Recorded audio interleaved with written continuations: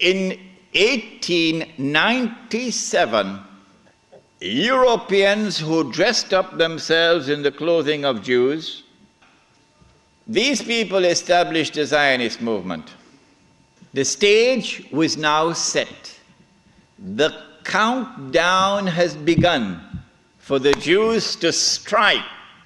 After waiting for almost 2,000 years, they are now ready to strike to achieve their long-held objective of bringing back the Golden Age.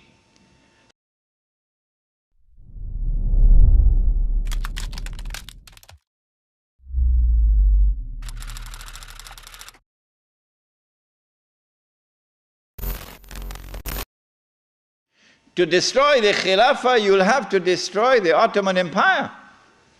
And you cannot destroy the Ottoman Empire with 5,000 Jews in an army. You need a world war to destroy the Ottoman Empire. That's a tall order. So what you do is you plan a conspiracy and you stay behind so that your fingerprints are not on the crime. The attack took place in the summer of 1914 when the Grand Duke Franz Ferdinand was assassinated in Sarajevo. In the summer of 1914, there were 6 major powers in Europe. And there was one dark horse across the Atlantic. No one knew how fast it could run because it had never run in a race so far. And 6 major powers in Europe. They were number 1, Russia, France, Britain, Germany, Austria, Hungary. That's 5. What's number 6? Ottoman Islamic Empire. These are the 6 major powers. How can you bring about a world war which would result in the dismantling of the Ottoman Islamic Empire? You've got to do some good planning to do this one. When they attacked and assassinated the Grand Duke Franz Ferdinand, they left footprints which led to Russia. And so Austria-Hungary had no option but to declare war on Russia. But Britain and France already had a treaty, a defense treaty with Russia. And so Britain and France now had to declare war in favor of Russia against Austria-Hungary. But Germany has the same racial ties with Austria-Hungary, so Germany is now forced to enter the war on the side of Austria-Hungary. So they have succeeded. Whoever planned that assassination has succeeded in bringing all these powers now in Europe into a state of war. All that is left now is what they call the sick man of Europe. Ottoman Islamic Empire. The Khalifa in Istanbul does not want to enter the war. He knows how weak the Ottoman army is in terms of military technology. But through internal intrigue within Istanbul, the Ottoman Empire is forced into the war and a Russian ship in the Bosphorus is used as a pretext. It is in 1916 that Jassasa went to work, British spies in Arabia. Lawrence of Arabia, of course, is the most well-known of them. These British spies were sent into Arabia, posing as Muslims. And they went to 2 actors in Arabia. One was Sharif al-Hussain, who was appointed by the Khalifa in Istanbul as the Sharif of the Hijaz, Mecca and Medina, in control. Mecca was under the control of an Arab battalion, but Medina was under the control of a Turkish battalion. So when the British spies went to Hussein, they offered him the moon. We will liberate the land of the hated Ottoman Turks, and we will give you independence and freedom, and you will now become the king of the Arabs. Remember, Britain is not talking about Khilafah, eh? No, we'll make you the king of the Arabs. And we also prepared to offer you a little, you know what, just £7 million. £7 million at that time is what Bill Gates has now. Sharif Hussain, the great-great-grandfather of Abdullah, then betrayed the Prophet Muhammad ﷺ. Betrayed 1400 years of history of this ummah. Violated the plain and clear command of Allah subhanahu wa ta'ala, the Quran in Suratul Ma'idah. And this is precisely what Sharif Hussain did, and what all his descendants from that day to this day have been doing. Sharif Hussain now accepts 7 million sterling pounds and enters into a military alliance with Britain and declares himself independent of the Ottoman Khalifa. Once the Khilafah in Istanbul had lost control of Mecca and Medina, had lost control of the Haramain, had lost control of the Hajj, you pull the carpet from underneath the feet of the Khalifa. His Khilafah is now losing legitimacy. And so the British calculated, if we can wrest control of the Haramain and the Hajj away from the Khalifa in Istanbul, then the legitimacy of his Khilafah will begin to crumble. If you want to destroy the Khilafah, you have to make sure that it cannot be restored. How can you take the entire world of Islam with so many ulama and ensure that not only is the Khilafah destroyed, but it cannot be restored? That's a tall order. How to do it? The answer is, you not only have to liberate the Haramain from the control of the Khalifa in Istanbul, but you have to put it in the control of those who will not themselves claim the Khilafah and will not allow anyone else to claim the Khilafah. And so long as these people keep control of the Haramain and the Hajj, the Khilafah can never be restored. Simple, isn't it? And so that was why they had to make the trip to Riyadh to meet Abdul Aziz ibn Saud. Correct name? Of course it's the correct name. But Abdul Aziz ibn Saud did not control the Hijaz. So he couldn't command the check for 7 million pounds. He had to be content with something less than that.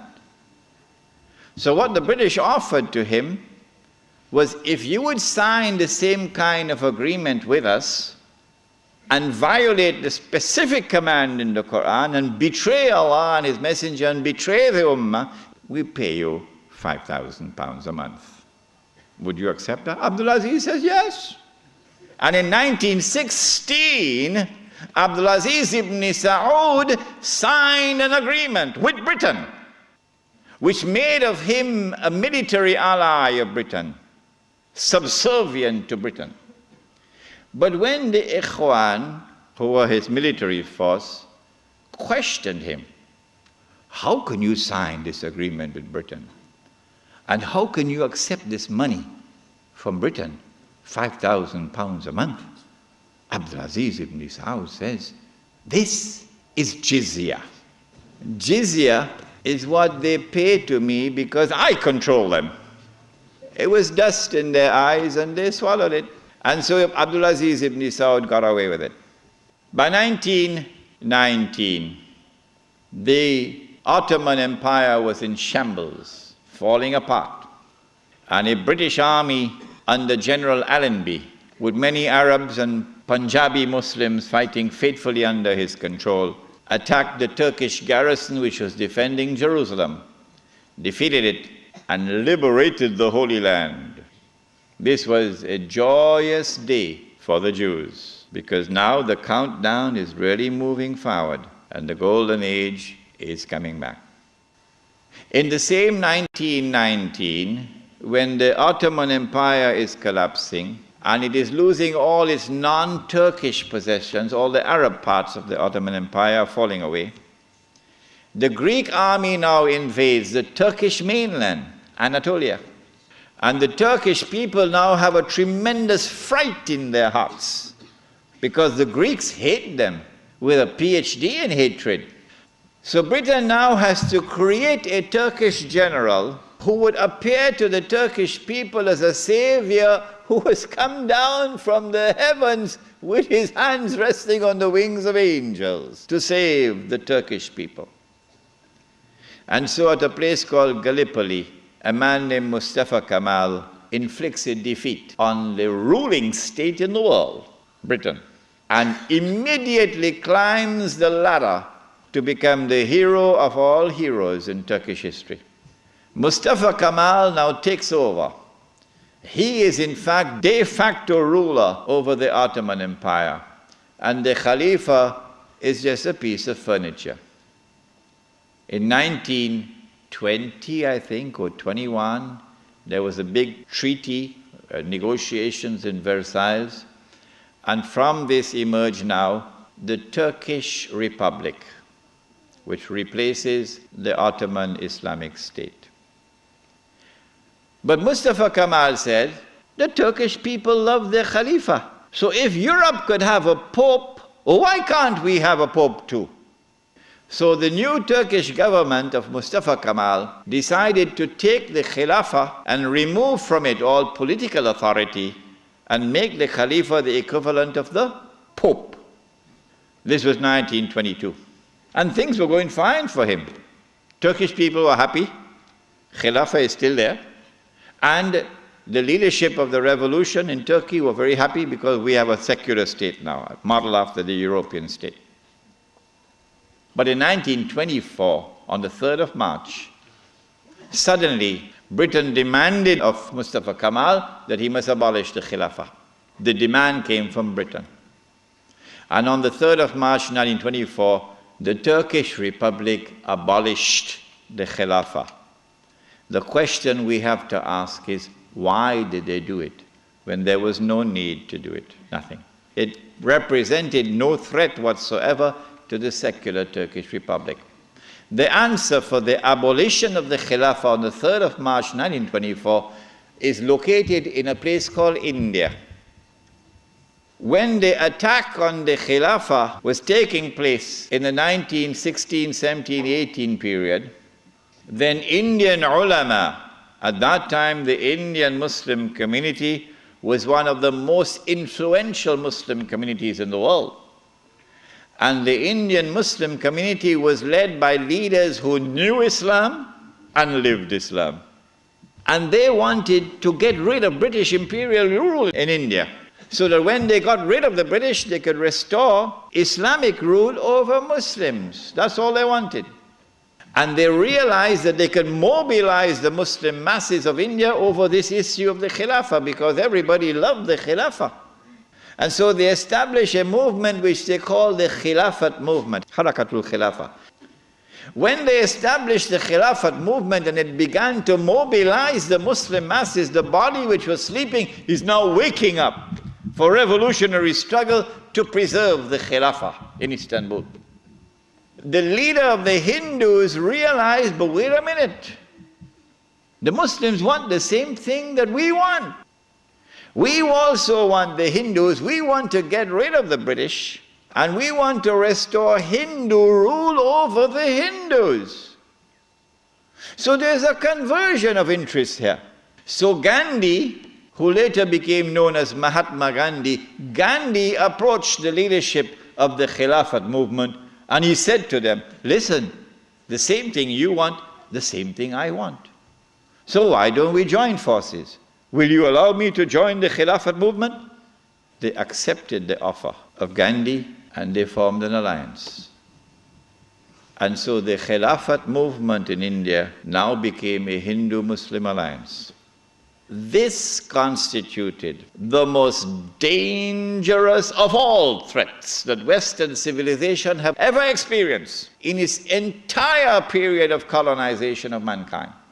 This Khilafat movement. Because the Western objective was to demolish every existing state structure in the world and replace it with the secular state, so that eventually the secular state could be brought under the umbrella of a League of Nations and eventually a United Nations, and this would be political globalization at work. Between 1920 and 1924, the Khilafat movement was building up steam at an alarming rate. And by 1924, the British had calculated, we have to get rid of this Khilafat movement. And the only way we can think of now is to abolish the Khilafat. And so they put the pressure on Mustafa Kemal. As soon as the Khilafat was abolished, the Khilafat movement in India began to lose steam. When the Caliphate was abolished, Sharif al-Hussain realized that he was in grave danger now. So long as there was a Khalifa in Istanbul, the British needed him. But now that the Caliphate was destroyed, abolished, Sharif al-Hussain now realizes the plan. He says, oh my gosh, they're going to send Abdulaziz ibn Saud to cut my throat now. So Sharif al-Hussain decides 4 days later, on the 7th of March 1924, to claim the Khilafah for himself. But when you're a client state of Britain, you can't do that. You have to first apply to the British government for permission to become the Khalifa. He didn't do that. As soon as Sharif al-Hussain claimed the Khilafat for himself on the 7th of March 1924, Britain gave the green light to Abdulaziz. Attack. Within 6 months, army of Abdulaziz ibn Saud conquered Mecca. And Sharif Hussain packed his suitcase and off he went. And so Abdulaziz ibn Saud is now in control of Mecca and eventually Medina. In April of 1924, Al-Azhar University had responded to the Turkish abolition of the Khilafah. What did they do? Al-Azhar University declared that this was bid'ah and haram to abolish the Khilafah. And therefore we must respond to it. And the response of Al-Azhar is that we must have a mu'tamar, a conference, which would meet and which would appoint a new Khalifa.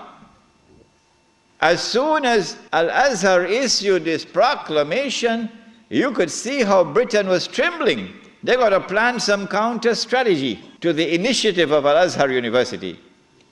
The counter strategy is that Egypt is itself not a free country. It may appear free, but Britain really has control over Egypt. So for 2 years, the conference can't take place. 2 years because of British pressure. The conference finally takes place in June, July of 1926. But Britain uses another counter strategy. She gets Abdulaziz ibn Saud in Mecca to also convene a conference of the world of Islam in Mecca at the time of the Hajj, which is May of 1926. And then Britain and Russia and France and China and all the major powers in Europe all get to work. Massive intervention in the affairs of the world of Islam to ensure that the Cairo conference does not succeed in winning a representative gathering, and that the Mecca conference gets all the Muslims attending it. And they succeeded. The Cairo conference, organized by Al-Azhar University, becomes an essentially Arab conference because non-Arabs are hardly present. The conference met. The conference decided that the Khilafah was an essential part of the deen, that it was bid'ah and haram to abolish it, that the Khilafah must be restored, but we don't know how to do it. So let's go back home and come back after 1 year. That was the decision. We don't know how to do it. But in Mecca, you had the most successful representation of the entire world of Islam, because Britain really went to work on it. This conference is now convened, but strangely for the Wahhabi movement, which is a religious movement, which declares that it is bringing back the original Islam and removing all the extraneous things which had been added and cutting out all the shirk. So this is the real Islam. Well, then how come you don't even have the subject of the Khilafah in your agenda for your conference? Instead, Abdulaziz ibn Saud approaches the conference twice, himself in person, and he asks the conference to recognize him as Al-Malik, that his rule should be recognized over the Hijaz. When the conference had heard His Majesty the King on both occasions, and the conference is now sitting down to discuss the matter, shall we recognize Saudi Wahhabi rule over the Hijaz? The leader of the Indian Muslim delegation jumped up to speak first. He spoke first. His name was Maulana Muhammad Ali Jawhar. He got up and he told the king, get lost. We'll never do that. As soon as the leadership of the Indian Muslim delegation had established his position of rejecting the claim of the Saudi Wahhabi leadership for sovereignty and control over the Hijaz, the rest of the delegates couldn't say, That was the power of a man who knew Islam and lived Islam. And so the conference ended without giving to the Saudi Wahhabi rule over the Hijaz recognition. They decided that they'll meet every year, but that was the last time they ever met. This then was the response of the world of Islam to the abolition of the Khilafah.